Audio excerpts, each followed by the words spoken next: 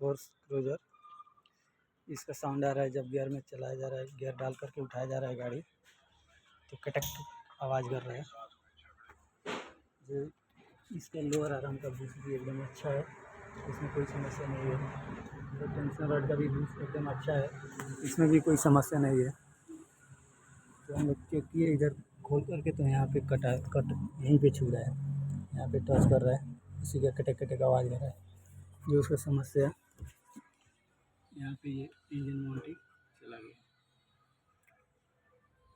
ये engine mounting cut गया है पूरे, यहीं पे कट गया है, नीचे से पूरा छोड़ दिया है, इसी के कारण ये ऐसा साउंड कर रहा है।